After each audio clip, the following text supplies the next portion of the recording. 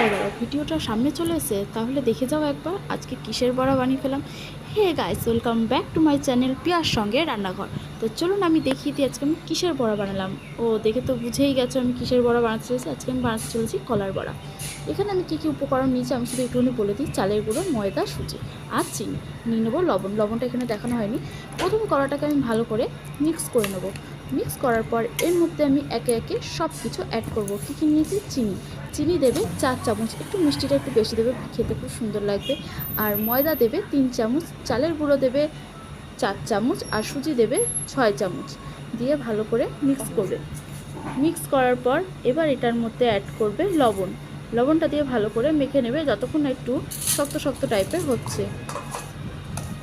মেখে নেওয়ার পর কড়াইতে দিয়ে দেবে তেল গরম হতে দিয়ে এবার একে একে বড়াগুলো অ্যাড করবে। এবার একে একে বড়াগুলো আমি কড়াইতে অ্যাড করব। দেখো আমি এখানে কিন্তু ভালো করে মেখে নিয়েছি, তেলও আমার গরম হতে দিয়ে দিয়েছি। এবার আমি বড়াগুলো ছেড়ে দিয়ে দেবো। ছেড়ে দেওয়ার পর দেখবে ভালো করে লাল লাল করে মুচমুচ করে ভাজা করবে। আর গ্যাসের ফ্লেমটা একটু আস্তে দিয়ে দেবে, না হলে কী হবে, ভিতর দিক থেকে কাঁচা থাকবে আর বাইরের দিক থেকে ভাজা হয়ে যাবে। দেখো আমার সুন্দর করে এখানে আমি সবগুলো ছেড়ে দিয়েছি বড়াগুলো। এবার আমি লাল লাল করে ভেজে নেব। আমার ভাজা হচ্ছে এখানে। একবার তোমরা বাড়িতে ট্রাই করে দেখবে, খুবই সুন্দর লাগবে খেতে।